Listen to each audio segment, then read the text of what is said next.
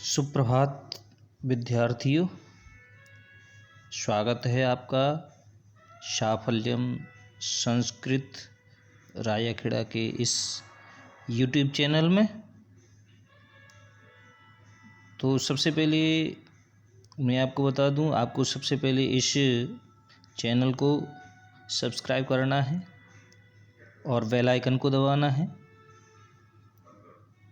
और इसको लाइक भी करना है। इस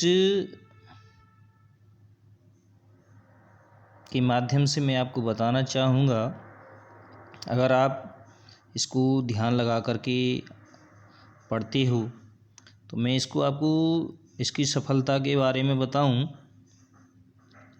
तो विगत कई वर्षों से अगर आप इसको अच्छी तरह से ध्यान में रखते हो तो आपको 100 में से 100% नंबर प्राप्त हो सकते हैं। जिसके प्रमाण के रूप में मैं आपको बताऊं, कक्षा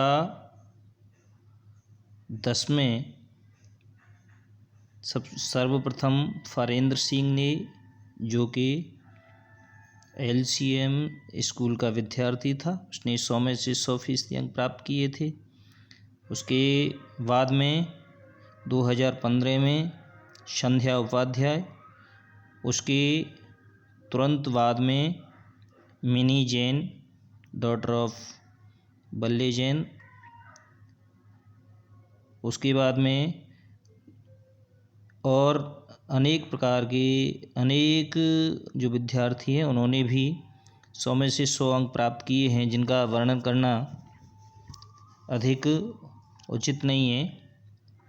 तो आप इस चैनल को सब्सक्राइब करें और इसको ध्यान लगा करके पढ़ें। ये अगला टॉपिक है। आप 2 श्लोक पढ़ चुके हो कक्षा 10th संस्कृत तृतीय पाठ के। आज हम तीसरा श्लोक शुरू करते हैं। तो आइए तीसरे श्लोक की शुरुआत करते हैं। तीसरे श्लोक में है, गायन्ति देवाः किल गीतकानि धन्यास्तु ते भारत भूमिभागे स्वर्गापवर्गास्पदमार्गभूते भवन्ति भूयः पुरुषाः सुरत्वात्।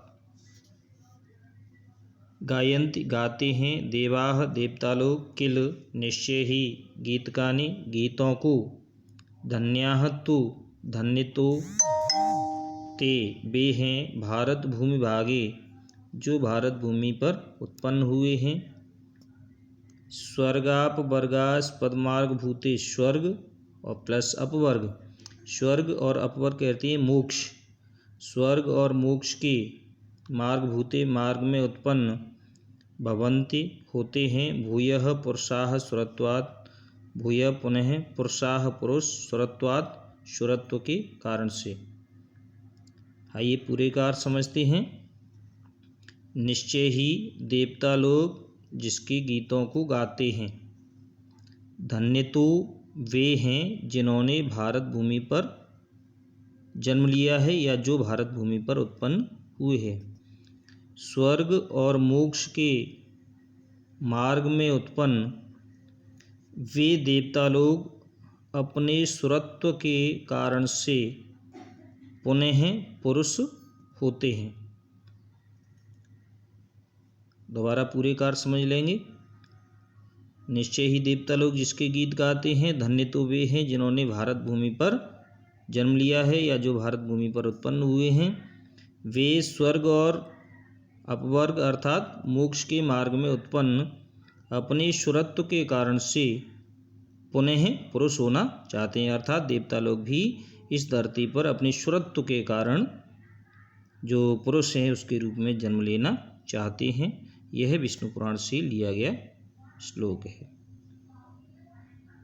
आइए चौथे श्लोक के बारे में समझते हैं। चौथा श्लोक है, संप्राप्य भारते जन्म सत्कर्मसु पराङ्मुखः पीयूष कलशम हित्वा विश्वभाण्डम उपाश्रित। यह बृहन्नारदीय पुराण से लिया गया है। संप्राप्य प्राप्त करके, भारते जन्म भारत में जन्म प्राप्त करके, सत्कर्मसु परांगमुखः सत्कर्मों से अच्छे कर्मों से, परांगमुखः जो विमुख हो जाता है, पीयूष कलशम हित्वा अमृत रूपी कलश को त्याग करके, विष भांडम उपाश्रितः वह विष के भांडम अर्थात घड़े को, वर्तन को, उपाश्रितः स्वीकार करता है। भारत में जन्म प्राप्त करके भी जो सत्कर्मों से विमुख होता है, अर्थात भारत में जन्म लेकर के भी जिसने अच्छे कर्म नहीं किए, वह अमृत रूपी कलश को त्याग करके विष रूपी घड़े को स्वीकार करता है। अर्थात उसको ऐसा मानना चाहिए जैसे अमृत का जो घड़ा है उसको छोड़ रहा हो, त्याग रहा हो, और विष के घड़े को वह स्वीकार कर रहा हो। तो यहाँ पे जो भारत है वो अमृत है, सत्कर्म है वो अमृत हैं, और जो दुष्कर्म हैं, बुरे कर्म हैं, वे विष के वर्तन हैं। तो भारत में जन्म प्राप्त करके भी जो अच्छे कर्मों से विमुख होता है, वह अमृत रूपी कलश को त्याग करके विष रूपी घड़े को स्वीकार करता है।